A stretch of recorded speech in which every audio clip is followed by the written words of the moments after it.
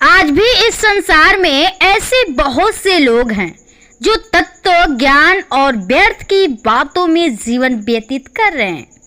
Bible भी पढ़ते हैं, प्रार्थना भी करते हैं और चर्च भी जाते हैं, पर परंपराओं को मानने, कठोर यंत्रणा ओझाओं की बातों में लगे हुए हैं। मूर्तियों के आगे झुकते हैं, दूसरे लोगों को दंडवत करते हैं, रीति रिवाज को मानते हैं और विशेष पर्वों दिनों को मानते हैं। आमीन। मेरे प्रिय भाई बहनों, आप सभी को प्रभु यीशु के नाम में जय मसीह की। प्रियो, आइए हम प्रभु को फिर से इस रात्रि के बेले में और इस शाम के बेले में प्रभु को धन्यवादित करेंगे और प्रभु से प्रार्थना करेंगे जो हमें पल पल बचा संभाल के रखा, हमारे हर कार्यों में सहायता मदद किया। तो हम प्रभु को आइए धन्यवादित करें और जो हम लोगों के जीवन में जो पहले की परंपराएं हैं, जो रीति रिवाज हैं, जो व्यर्थ बातें हमारे मन में चल रही हैं, आज हम प्रभु से प्रार्थना करेंगे कि प्रभु हम लोगों को उससे बचाए, उससे छुटकारा दे, उस चीज को खत्म करे। तो प्रियो, आइए हम प्रभु से प्रार्थना करेंगे और एक वचन से सीखेंगे कि प्रभु यीशु मसीह हमें क्या सिखाता है। पढ़ेंगे 2 तिमुथियुस 3:8 में लिखा है, जैसे यन्नेस और यम्ब्रेस ने मूसा का विरोध किया, वैसे ही ये लोग भी सत्य का विरोध करते हैं। ये ऐसे मनुष्य हैं जिनकी बुद्धि भ्रष्ट हो गई और विश्वास के विषय में भी निकम्मे हैं। आमीन। प्रियो, परमेश्वर का वचन हमें सिखाता है और कहता है कि जैसे यन्नेस और यम्ब्रेस ने मूसा का विरोध किया था। पहले लोग परमेश्वर के बातों को तुच्छ जानते थे और विरोध करते थे, वैसे ही ये लोग भी सत्य का विरोध करते हैं। आज बहुत से लोग, कुछ ऐसे भी लोग हैं जो बहुत ही परमेश्वर के इस सत्य को वो जानना नहीं चाहते हैं, वो सत्य से विरोध करते हैं। आप अगर जितना झूठी बातें बताएंगे, उनके जीवन में बुराई बताएंगे, तो उसमें उनको प्रसन्नता रहती है। लेकिन आप अगर सत्य की बातें कहने लगेंगे तो उनके जीवन में विरोध उत्पन्न हो जाती है। ये ऐसे मनुष्य हैं जिनकी बुद्धि भ्रष्ट हो गई है। प्रियो, सत्य के विरोध वही लोग करते हैं जिनके जीवन में बुद्धि है ही नहीं, उनकी बुद्धि खत्म हो चुकी है और शैतान बुद्धि को भ्रष्ट कर चुका है और विश्वास के विषय में भी निकम्मे हैं। उनके जीवन में तनिक भी वो विश्वास परमेश्वर के प्रति नहीं है। कुछ ऐसे भी लोग हैं जो निकुलियु की शिक्षा को मानते हैं, जो निकुलियुस नाम के व्यक्ति के अनुयायी थे, जो यूनानी दर्शन में प्रभावित होकर लोगों को भ्रम में डाल रहा था कि पाप देह में होता है, आत्मा में नहीं। अपनी देह से जो चाहे करो, पौलुस कहता है, हमारी देह मसीह का अंग और पवित्र आत्मा के रहने का स्थान है। लेकिन पहले के जो लोग थे वो हमें कहते थे कि आत्मा में नहीं, देह में पाप है। प्रियो, हमारा जीवन परमेश्वर के सामने पापी बन चुका है, लेकिन पहले के जो लोग हैं, हम लोगों को जो पहले लोग थे वो सिखाते थे, सत्य को विरोध समझते थे। निकुलायु की शिक्षा के अनुसार मूर्ति पूजा, व्यभिचार और बलिदान किए हुए गला घोटी हुई वस्तुएं खा सकते हैं। उनको सावधान करते हुए लिखा कि तुम मूर्तियों पर बलिदान चढ़ाई गई वस्तुओं से, लहू से, मला, घोंटे हुए के मांस से तथा व्यभिचार से परे रहो, इनसे बचे रहो, तुम्हारा भला होगा। मूसा बार बार हम लोग को परमेश्वर का वचन सिखाता था, लेकिन लोग समझते नहीं थे। इस झूठी शिक्षा के अनुसार क्या मसीह की मृत्यु पापी को बचाने के लिए पर्याप्त नहीं थी? प्रियो, हमारा पिता हमारे जीवन के लिए वो मृत्यु ले लिया। हम लोग को उस पाप से बचाने के लिए अपने आप को कुर्बान कर दिया, क्योंकि यीशु के लहू द्वारा हमारा मेल परमेश्वर से हुआ है। पौलुस कुलुस्से के लोगों को चेतावनी देते हुए यह समझाकर लिखता है कि जैसे तुमने मसीह को विश्वास से ग्रहण कर लिया है, उसी में बढ़ते जाओ। मसीह में जड़ पकड़ते हुए विश्वास में स्थिर रहो, क्योंकि सारी वस्तुओं का मूल और प्रथम स्थान मसीह है। इसलिए खाने पीने और पर्व एवं नए चांद या शब्द के दिन के विषय में कोई तुम्हारा न्याय नहीं है, क्योंकि ये बातें आने वाली बातों की छाया मात्र, पर मूल तत्व मसीह मूसा का विरोध करके जो है। इसी प्रकार इस्राएलियों के समय जब मिस्र में गुलाम थे, वही के जादूगरों का मूसा का विरोध करके वहां के लोगों को भ्रम में डाला।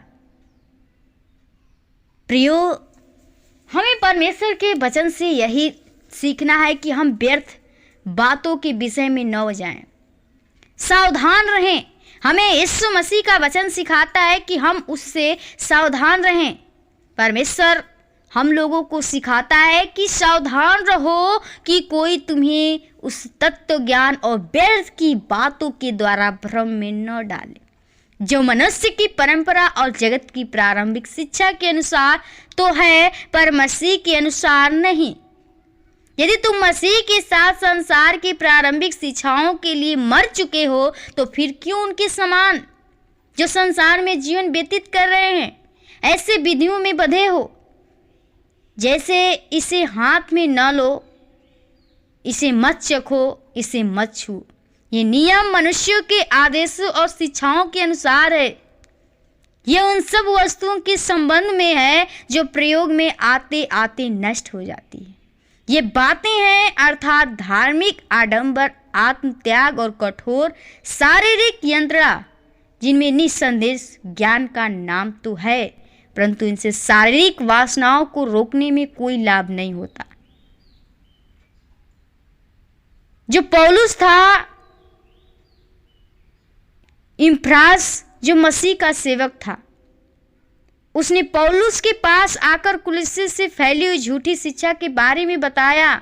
उनका लक्ष्य था कि मसीही धर्म को एक नियमावली माना जाए और मसीही विश्वास को धुंधला किया, जिसे झूठी शिक्षा, झूठे शिक्षक इस प्रकार से हैं दे रहे थे, परमेश्वर और मनुष्य के बीच की खाई हो, अनगिनत स्वर्गदूतों द्वारा पूरा किया गया। इस झूठी शिक्षा के लिए पौलुस चेतावनी दी।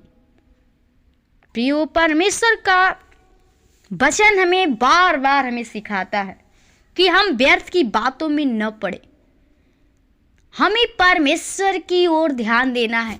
परमेश्वर का वचन हमें क्या सिखाता है, हमें परमेश्वर की ओर दृष्टि करना है, उसकी बातों को सुने, मनुष्यों के जो व्यर्थ की बातें उसमें न पड़े, क्योंकि प्रियो उनके पास वो बुद्धि खत्म हो चुकी है और आपको वो गलत रास्ते पे ले जाते हैं। लेकिन हमारा परमेश्वर आपको उससे बचाना चाहता है, उससे कहता है कि आप उसमें न पड़िए, अपने जीवन को उससे अलग कर लीजिए, क्योंकि परमेश्वर ने आपको संसार से निकाल लाया है, एक नया जीवन दिया है। तो आप एक नए जीवन से, एक नए तरीके के अनुसार चलिए। परमेश्वर आपके जीवन में अद्भुत काम करिए। एक दूसरे की बातों को न सुनिए, परंतु परमेश्वर यीशु मसीह की ओर दृष्टि करिए, उसकी निगाहें करिए और परमेश्वर की आवाज़ को सुनिए कि परमेश्वर हमें क्या सिखाता है। प्रियो, हम बहुत से लोगों के बातों को सुनकर परमेश्वर से दूर हो जाते हैं। लोग परमेश्वर की बातों को बना बना कर जो झूठे भविष्यवक्ताएं होते हैं, वो झूठे गवाहे होते हैं, जो प्रभु के यीशु के नाम को वो ठट्ठा उड़ाते हैं, लेकिन हमारा परमेश्वर आपको उससे सावधान करता है। आप उस व्यर्थ की बातों में न जाइए, उसमें न पड़िए, परमेश्वर की ओर दृष्टि करिए, उससे विनती प्रार्थना करिए, अपना मन परमेश्वर की ओर लगाइए, क्योंकि हमारा मन परमेश्वर की ओर से भटक जाता है। जब हम परमेश्वर के भवन में जाते हैं, परमेश्वर के भवन को नहीं जानते हैं। प्रार्थना भी मेरे मन हम लोग का लगता है, लेकिन शैतान हम लोग को उससे अलग कर देता है। लेकिन प्रियो, हमें परमेश्वर यीशु मसीह पे विश्वास भरोसा कीजिए, क्योंकि पिता हमारा सच्चा सिर्फ यीशु मसीह है, जो आपको जीवन देने वाला है, आपको अनंत जीवन देने के लिए आया है। तो आप प्रभु यीशु मसीह में विश्वास करिए, उसको ग्रहण करिए और पिता को, यीशु मसीह को ग्रहण करिए। आपके जीवन में सचमुच आनंद से आप भर जाएंगे। परमेश्वर के बताए हुए मार्ग के अनुसार चलिए, उसकी जो व्यवस्था सिखाई जाती है आप उसके अनुसार चलना सीखिए। परमेश्वर आपके जीवन में बहुत ऐसे आशीष करेंगे। प्रभु आपको इस वचन के द्वारा आशीष दे। और आइए हम प्रभु से प्रार्थना करें कि प्रभु हमें उस शैतान की मार्गों पर न ले जाए। तो आइए हम प्रभु के चरणों में चलते हैं। धन्यवाद, धन्यवाद ओ सृष्टिकर्ता, उद्धारकर्ता, जिनके स्वामी खुदा, आदि अंत, अल्फा ओमेगा, ओ राजाओं के राजा, प्रभुओं के प्रभु खुदा, हम प्रभु बड़ी नम्रता और दीनता के साथ तेरे महान चरणों में आती हूँ खुदा, जो तूने हमें पल पल बचा संभाल के रखा, हर शैतान की बुरी चाल से, लालच से, विचार से, पाप से बचाया। हम आपको जितना धन्यवाद करेंगे बहुत ही कम है खुदा। हम सच में तेरे सामने तो कुछ नहीं है, हम लोग एक मिट्टी, एक धूल हैं खुदा। धन्यवादित करती हूँ आज के इस रात्रि के बेले के लिए, इस शाम के बेले के लिए प्रभु, जो हम लोगों को फिर से ये मौका दिया प्रभु, ये समय दिया प्रभु अपने आप से बातचीत करने का। प्रभु जी, आपको हम जितना धन्यवाद करेंगे बहुत ही कम है खुदा। जितने भाई बहन तेरी उपस्थिति में बैठे हुए, तेरे चरणों में आए हुए प्रभु जी, तुझसे प्रार्थना कर रहे हैं, तेरी प्रार्थना को सुन रहे हैं प्रभु जी, और तेरे वचन को सुन रहे हैं प्रभु जी। हर एक लोग तेरे सामने अगर घुटना टेके हैं प्रभु, हर एक लोगों के जीवन का जो पाप है प्रभु जी, वो पश्चाताप करते हैं प्रभु, वो अंगीकार करते हैं खुदा, तो हर एक के पापों को तू क्षमा कीजिए प्रभु। क्योंकि प्रभु तू कहता है कि हर एक मनुष्य परमेश्वर के सामने घुटना टेकेंगे खुदा। हम चाहती हूँ हर एक के जीवन के जो पाप हैं प्रभु, वो तू क्षमा करिए प्रभु। एक नया जीवन से, उस व्यर्थ बातों से प्रभु जी, जो शैतान हमें प्रभु उसमें भरमा ले जाता है, तुझसे अलग करता है प्रभु, तुझसे दूर कर देता है। हम चाहते उस दुष्ट आत्मा के शक्तियां से बचा प्रभु, वो भरमाने वाली आत्मा से हम लोगों को बचा, ताकि हर एक मनुष्य तुझ पे भरोसा विश्वास कर सके, तुझको ग्रहण कर सके, तुझको कह सके कि सच में पिता तू ही हमारा सिर्फ यीशु मसीह उद्धार करता है खुदा। हर एक के जीवन में तो अद्भुत अद्भुत काम कीजिए प्रभु। अगर जीवन में, जिसके जीवन में बीमारी है, परेशानी है, लोग प्रभु एक एक रोग से पीड़ित हैं, वो लोग प्रभु वो बहुत ही निराशा में पड़े हुए हैं, उनका जीवन प्रभु वो बहुत ही ख़त्म हो रहा है प्रभु, वो बहुत ही अकेलापन महसूस कर रहे हैं प्रभु, उनका कोई सहारा नहीं है, लोग गरीबी में परेशान हैं, बीमारी में तड़प रहे हैं प्रभु जी, वो करार रहे हैं प्रभु हॉस्पिटल में। हम हर एक व्यक्ति के लिए विनती प्रार्थना करती हूँ खुदा, हर एक के जीवन की जो समस्याएं यीशु के नाम से खत्म होने पाए खुदा। तूने हमारे दुखों के लिए तो क्रूस पे बलिदान हो गया, और हमारे प्रभु जी उस एक एक रोग के लिए एक एक कोड़े खाया। हम चाहती हूँ प्रभु जी हर एक रोग खत्म होने पाए, और तेरा लहू के द्वारा हर एक को शुद्ध कर, पवित्र कर, ताकि हर एक मनुष्य तेरे नाम की बड़ाई कर से खुदा। हर एक के जीवन में जिस वस्तु की घटी है तो स्वर्गीय भंडार से पूरा कर, ओ तू आशीष की वर्षा कर खुदा, ताकि हर एक मनुष्य तुझ पे जान सके, विश्वास कर सके, तुझको पहचान सके कि तू ही हमारा खुदा सच्चा पिता है प्रभु।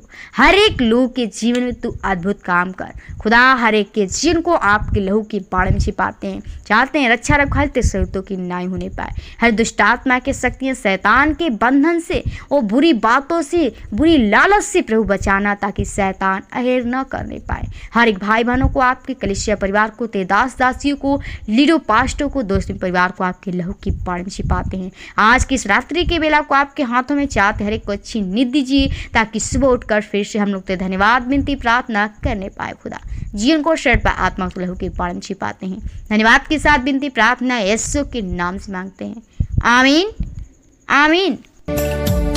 खुल जाएंगी किताबें